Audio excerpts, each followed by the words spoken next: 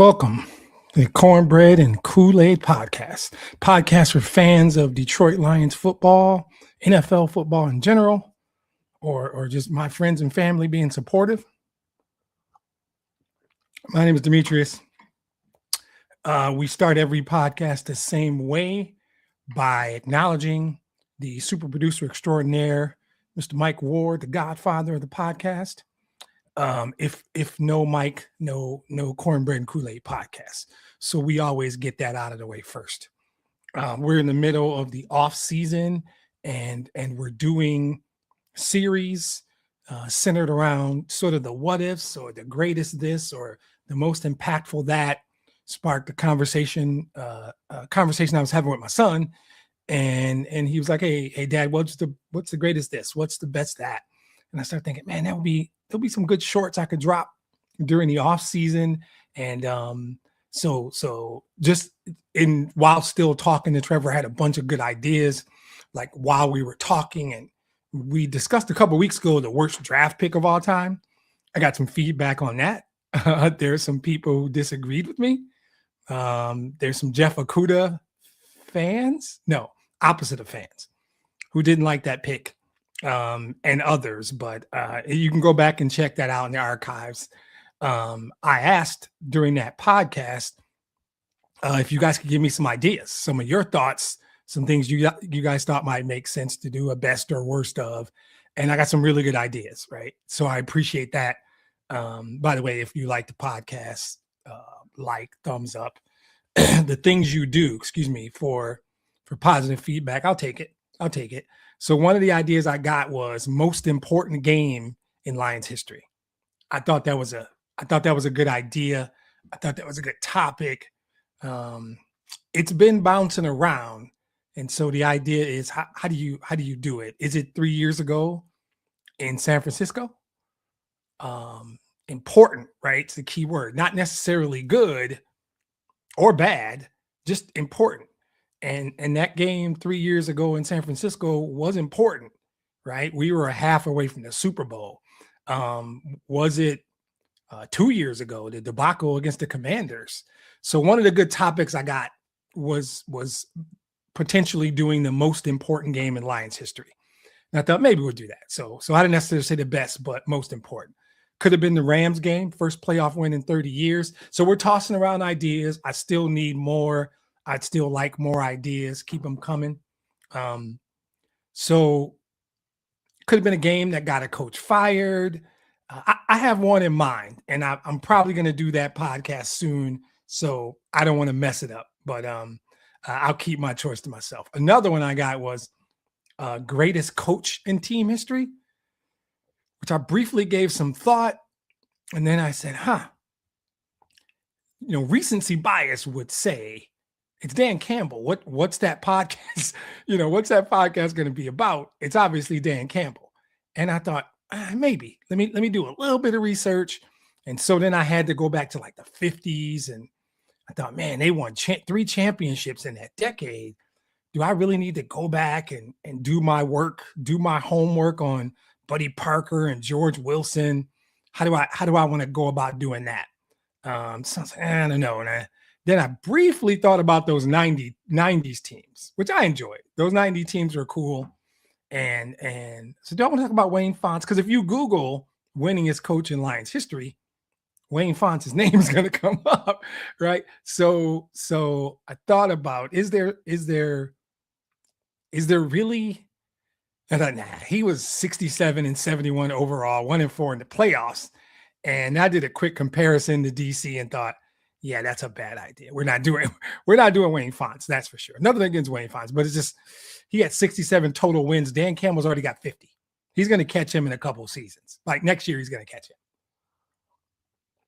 Campbell's 3-2 in the playoffs already. Same number of division titles, same number of championship game appearances. So there really wasn't a way to do it. Then I considered, as a man, as a coach, I liked Jim Caldwell. A lot of people don't. This was a whole big thing, 7, 8, 10 years, whenever it was. It was a whole big thing. And I wondered, is there a case for Jim Caldwell? And I decided no. So there's not enough data points for him. Ultimately, Dan Campbell's the winner. Dan Campbell's that topic, and there's not enough there to do it. So it was fun, but I'm not going to do that. Then we got to somebody submitted a really good one that I liked. Second greatest player in team history.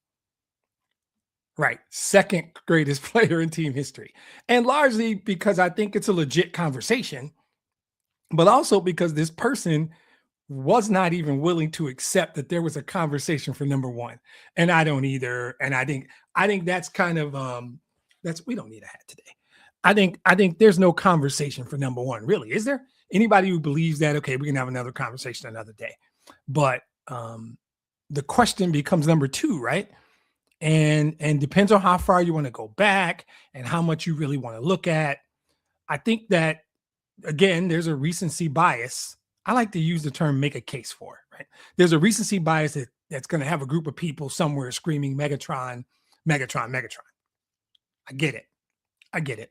That makes sense. I wouldn't, but I'd make a case, right? And if I wanted to go back, there's a guy named Joe Schmidt. You could Google him, right?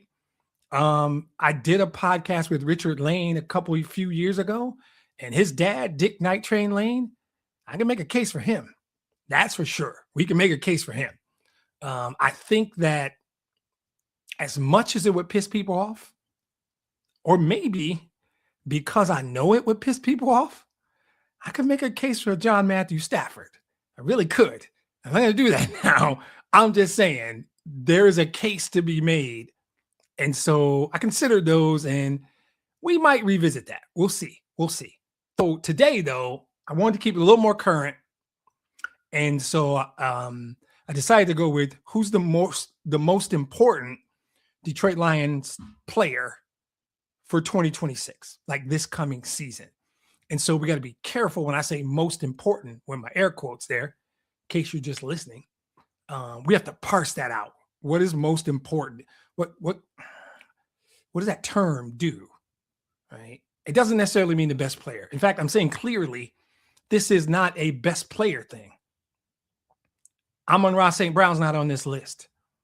Penei Sewell's not on this list.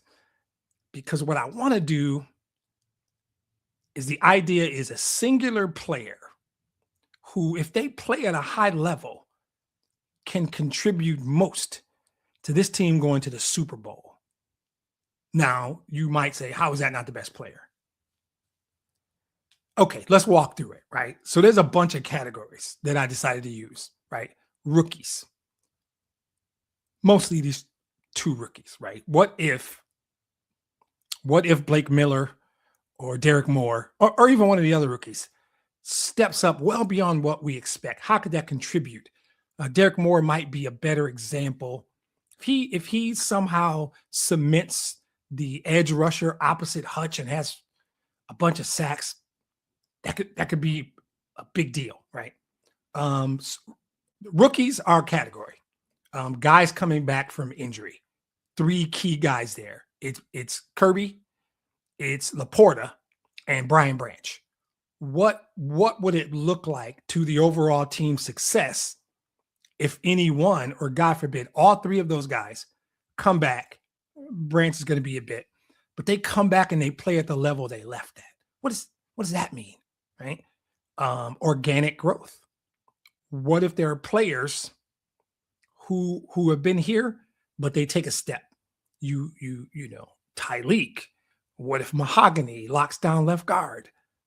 And there are free agents, guys who join the team.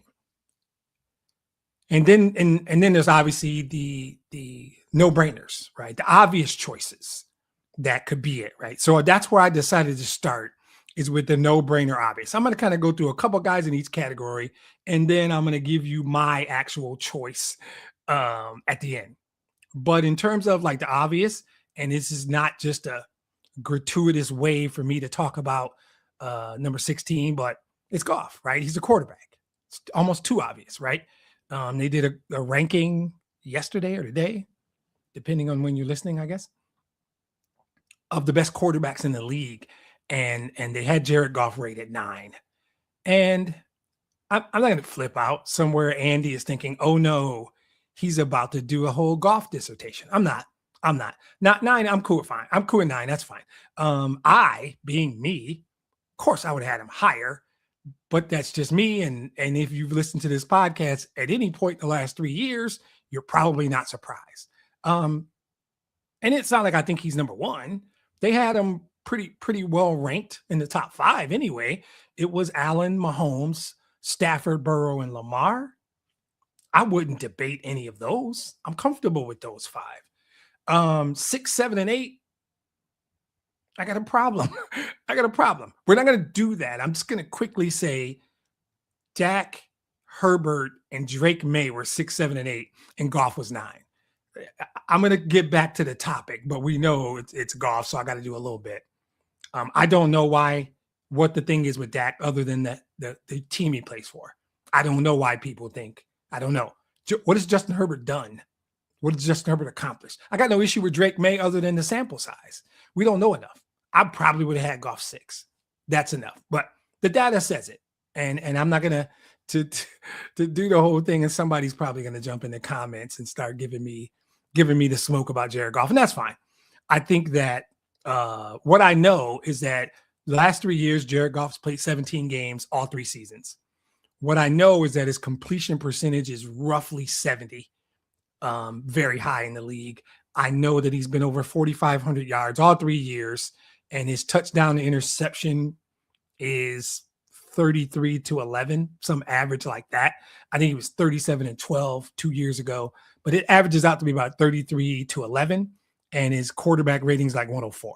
So Goff's an obvious choice for the most important player. That's too easy. So we're not picking Goff. Jahmyr Gibbs was my 1A pick.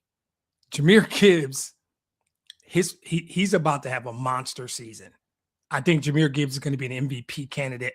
His production is going to increase because of the mindset. They have made no secret. All offseason, they have used words like workhorse. They intend for Jahmyr to be the lead back in an old school lead back formula. Like in the last few years, his touches have gone up a little bit each year. Systemically, total touches, but he was sharing the backfield. First, it was Jamal. Then it was the last 2 years, it was Demo. But 3 years ago, he had 240-ish touches. 2 years ago, he got up to 300. And this past season, he was like 320. I expect Jahmyr to touch the ball 350 to 360 times this year. I expect him to go over 2,000 all-purpose yards. And I wouldn't be shocked to see 23 to 25 touchdowns. Some MVP type stuff. They are making no secret. That's their intent. It's time he can do that. So Jahmyr Gibbs would be a really good choice. And he was my 1A choice, I would say. Had to excuse me, we got to stay lubricated. Keep the voice going.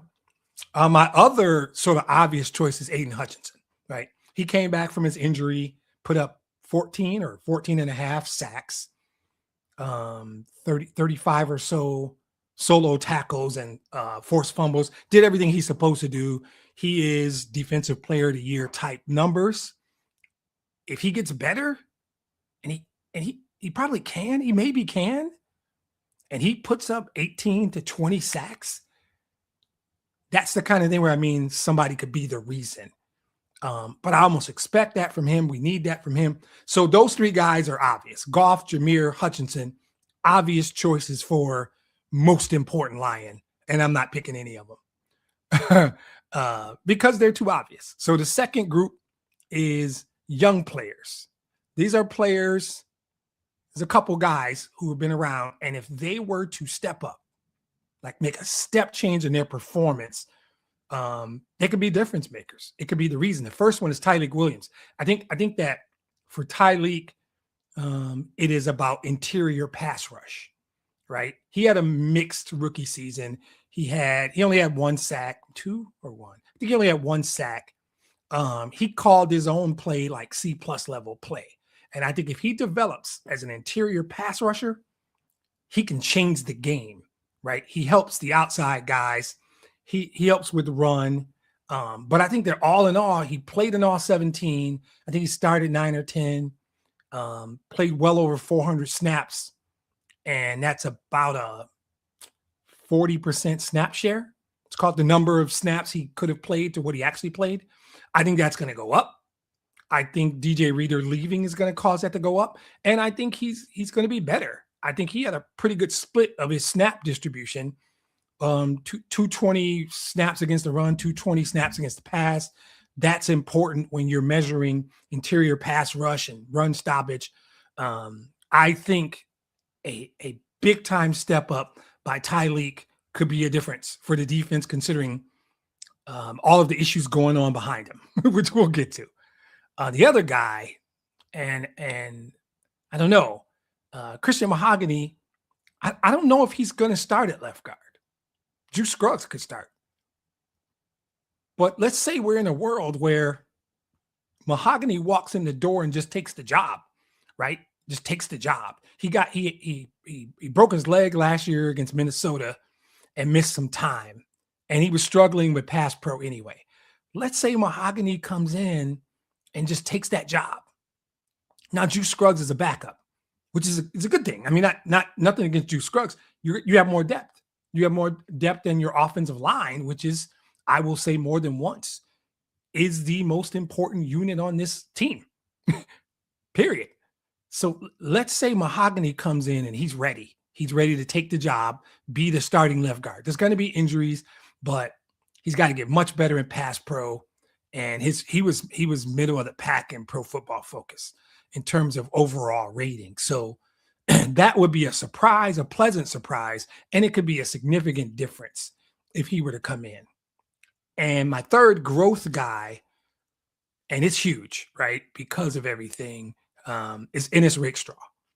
If it's my dark horse, right? If he comes in and decides he's the number 2 corner on the other side of DJ Reed, now Rock Ya-Sin can be flexible, play slot, play corner, back up if somebody gets hurt.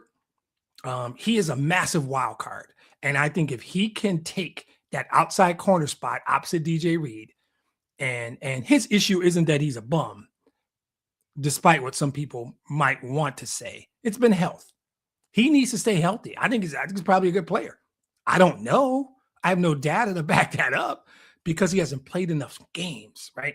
So if he comes in and he was healthy for both OTAs and the mini camp. So he has been healthy all spring from he hurt what was his injuries? I think he had a hamstring and a shoulder. He just needs to stay healthy. So I think if Rakestraw comes in, this is a dark horse candidate for this sort of award that I'm passing out today. He could be, it would be such a big difference. If he comes in and locks down the number 2 corner spot, again, similar to what Juice Scruggs would do depth-wise, Rock Ya-Sin, McCreary, and some of these other depth corners can be depth corners because Rakestraw locks down the number 2 spot. And a healthy DJ Reed is, I don't even think it's a lot to ask. It was a 2nd-round pick. I don't think it's a lot to ask for Rakestraw to come in and lock down that number 2 spot. So those are my hopes there. Jameer is my 1A. He would be my number 2 above my actual choice. My next category is comebacks. These are players coming back from injury. And the key is if they come back and they're what they were before they were hurt, because the 3 guys I'm going to mention were Pro Bowl level. Not even Pro, they're all 3 of them are Pro Bowlers, I think. So the obvious ones are Brian Branch. Tough call because I don't know that we're going to see him before Thanksgiving. He ruptured his Achilles in December. Yeah. So my guess, because they're not sharing a ton of information, I would be surprised if we see BB before Thanksgiving.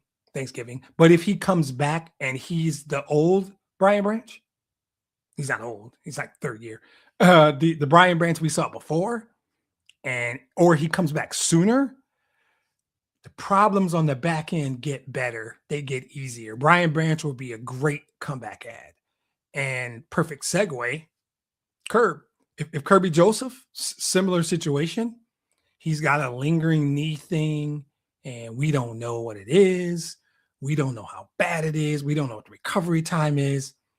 Man, if both of those guys come back, life is a lot easier. Curb, it might just be a deal of he didn't have surgery. He didn't need surgery, however you want to put it. I think the medical team decided surgery wasn't absolutely necessary.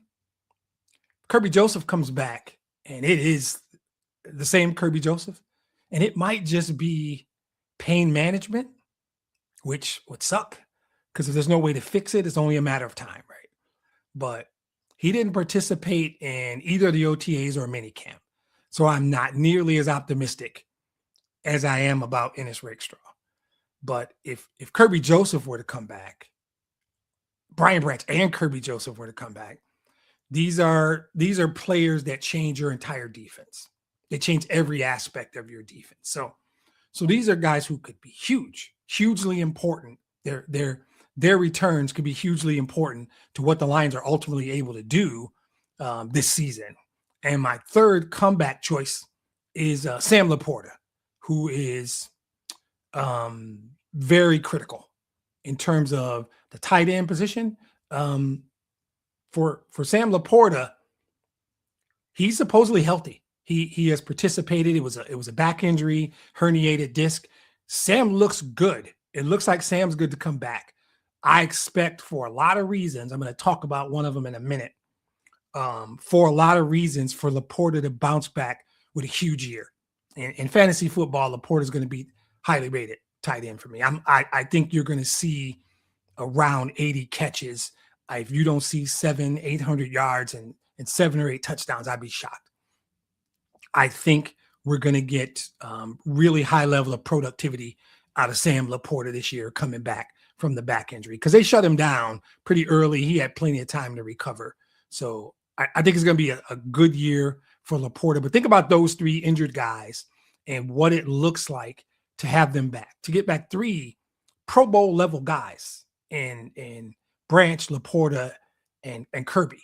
Of the 3, I am least optimistic about Kirby.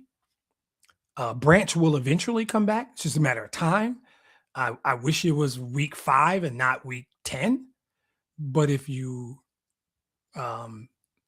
force me, I would think Thanksgiving. Laporta, I'm very optimistic about both his comeback, him being 100%, and his season in general. Next category are draft picks. Really, there's only 2 to consider. There's some guys later that could. There's a corner back there who could be impactful. But today we're talking about who are the most important Lions of 26. And I don't know that a 5th round corner or something like that really fits here. But Blake Miller does. The 17th overall pick walks in the door, hopefully, just locks down right tackle. Right now, you've got him on the other side of Sewell because you've kicked Sewell over to the left side. You're anchored on both ends of the line. That's about pass protection. That's about 16 having time to do what he does. Just walk in and take the job. No questions. That's no disrespect to Larry Borum because he's a good player. And again, similar to my thoughts on Drew Scruggs at guard or Rakestraw or Rock Ya-Sin at corner, for Blake Miller to come in and take the right tackle job, just as it would be for Mahogany to come in and take the left guard job, or for Rakestraw to come in and take the CB2 job. This allows depth. This allows Larry Borum to be a backup, and he can bounce left or right, play either one. Blake Miller started 54 straight games in college at Clemson. He wasn't at a small school. He was at Clemson. That screams durability. This could be really important if this were to happen, where Blake Miller comes in and through his play and through his durability, just lock down right tackle, because we haven't had to sweat the right tackle position for 4 years, right? Now we get a massive upgrade at left tackle by kicking Sewell over. Now you probably have one of the best 2 or 3 left tackles in the league. If Blake Miller walks in the door and gives you high-level right tackle play, you're getting to a theme that you're going to see me narrow in on right now, which is offensive line play, right? The other rookie, Derek Moore, it's almost the same thing on the other side. He's got high upside in terms of situational pass rush. If he walks in the door and says, "Nice to meet you, DJ Wanham," hopefully I didn't pronounce that wrong. "Nice to meet you, DJ Wanham," but I'm gonna go ahead and start at right end. Okay. Same thing. I've said it 3 times. DJ Wanham now becomes depth, becomes the backup, a really good backup, becomes a guy who plays when somebody else is injured, and somebody's always going to be injured. That's the importance. When I talked about Mahogany and Rakestraw and Miller and Moore, those guys are on this list. They're important because they're young, they're cost control because they're all on rookie deals. And if they walk in the door and they take these jobs, critical jobs, left guard, CB2, right tackle, right end, take these jobs, the guys you also brought in are depth guys now.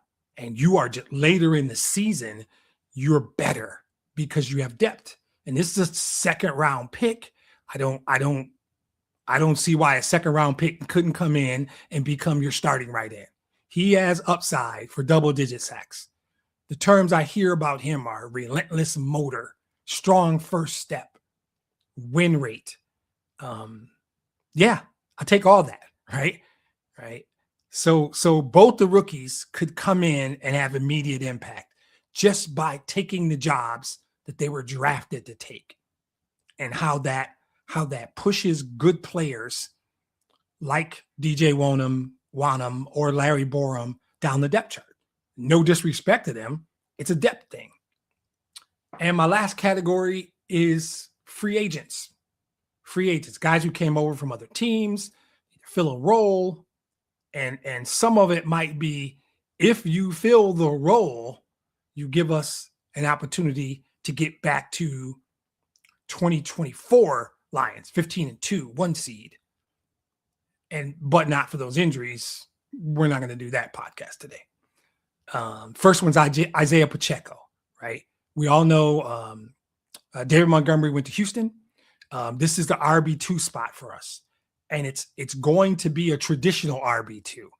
There is going to be a conceptual change. I talked about Jameer earlier, and I used the word workhorse. I talked about how many carries I think he's going to see this year.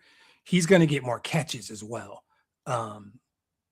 Jameer's going to be a workhorse, but you still need a complement. And Isaiah Pacheco is in a very similar mode as David Montgomery. Hard running dude. You can call him Knuckles 2.0 if you want.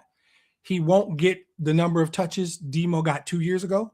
It'll be something similar to last year, which Demo didn't like, which is why Demo's in Houston. And I like David Montgomery. That's not shade. Simply put, Jahmyr Gibbs is on a different level, and you've got to put the ball in that kid's hands. So Pacheco understands that role. He's willing to come in. There'll be times where we'll just need tough yards. Jahmyr will need a spell.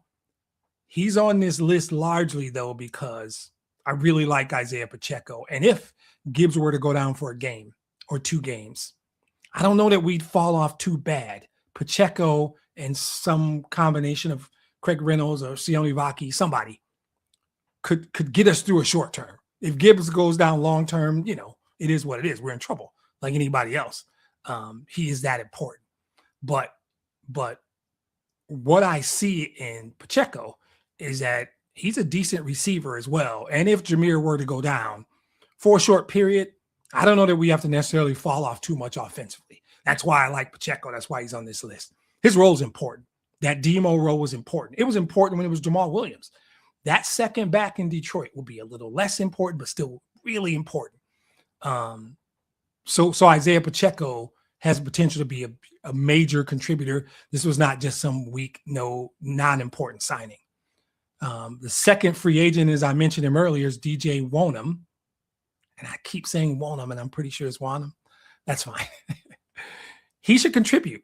I talked about Derek Moore coming in, shaking his hand, and making him a backup. I don't know if that's going to happen. What I do know is that this guy can set the edge against a run. So early down play, that's what it might be. Early down plays DJ, pass situations is more, mixing and matching. I like the idea of a competition, but if he can give us that early setting the edge for on early downs opposite Hutch, and more importantly, I think it's the combination. So while they're on this list individually for different reasons, the better way I could have put it, and that might be one, even above my actual final choice, if the combination of Moore and I'm going with Wanham, Moore and Wanham is 18 sacks, right? Something 16 sacks, really giving us an opposite Hutch threat. It's critical because of all the problems on the back end. Kenny's boy kidnapping people down in Florida. He gone. The safeties are hurt. I don't even know Kenny's for those of you who don't know, Kenny is my brother and he hates Terrion Arnold. So he's probably actually somewhere partying right now. But that's a whole deal. I don't even want to give that air right now. But the CB2 situation, which Rakestraw might solve, Rockison might solve. But man, we spent the first round pick on somebody we thought solved it, and he decided to kidnap somebody. So, okay, great. If Moore and Wanham give us a true edge opposite Hutch, it creates some things up front. And I think we're solid at linebacker. I didn't mention any linebackers, did I? Nope. That can help the back end through whatever until Branch gets back or while Kirby gets healthy. That would be huge. So it's really as much as either of them individually belong on this list and can contribute, the two of them together probably is really the thing I'm most excited about. And then wild card, who I listed as a free agent because I didn't know where to put him, is the new offensive coordinator, Drew Petzik, right? Here's a couple of things where he might be number one with a bullet, more than the guy I picked, more than Goff, more than Gibbs, more than anybody. It could be Drew Petzik because his scheme, right, has a heavy running back feature that will maximize Jahmyr Gibbs because they got a term called explosive play rate, right? When he was in Arizona, he's projected to have a higher pass rate, and a lot of it's going to be play action. And you know who's one of the best quarterbacks in the league in play action? That guy. He is one of the best in the league. But historically, Drew Petzik's schemes featured really high neutral passes and a heavy play action, which I'm excited about. I think the offense is actually going to be better, and I'm going to tell you why. Well, it aligns with what Jared Goff does. From 23 to 25, 2023 to 2025, Petzik had one of the top explosive play rates in the league, one of the top 3 or 4. That is big plays, big plays. Think about Jahmyr Gibbs, big plays, right? And even his explosive pass plays out of the 13 sets. So the cute term 13 sets. All that means is 1 running back, 3 tight ends, 13, right? That's why Laporta is important. That's why the signing of Ty Conklin is important. All these little things they're piecing together to get back to being this explosive offense that is run efficient, which then creates play action. I think you're going to see some big explosive plays this year out of Drew Petzik's offense. And some of it's going to be scheme. Some of it's going to be more workload for Jahmyr. Some of it is going to be 16 is an efficient, smart, exceptional play action passer. But my choice, those are all options. All the people I mentioned are really good options. I like them all. They're important. But my choice is none of those, right? If you go back last year multiple times, and even middle of the season 2 years ago, I did one of the pods that might have been most important Lion. Not the same as this. Critical maybe or something like that. But I consistently said, hey, you can lose this, that, or the other thing. Last year, I wouldn't even hear the talk about the dude in Chicago. I don't even like to mention his name. Chicago's coach. Fine, whatever. I don't really care about him. They can have him. And Aaron Glenn, losing the coordinators was a big deal. But I consistently said the same thing. The biggest loss from 24 to 25 was Frank Ragnow. I don't even think it was a question. And I think he tried to come back. The importance of Frank Ragnow was that the offensive line is the engine, no pun intended, of this team. Not just the offense, but the team. Go back to the 15-2 season. That offensive line was stellar.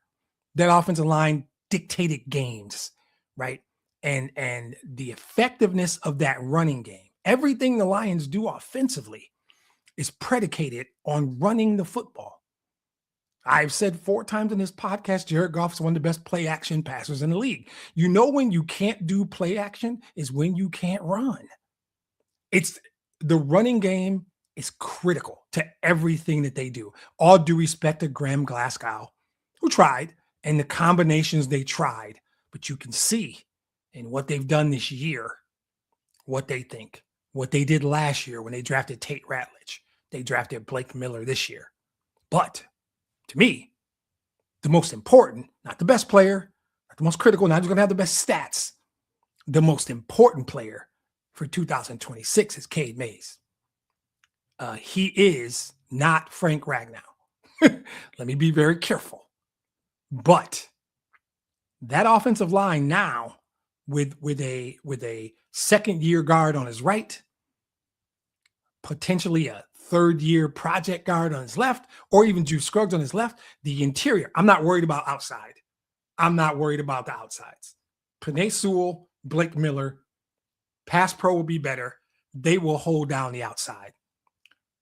Cade Mays is a really, really good football player. He is not Frank Ragnow.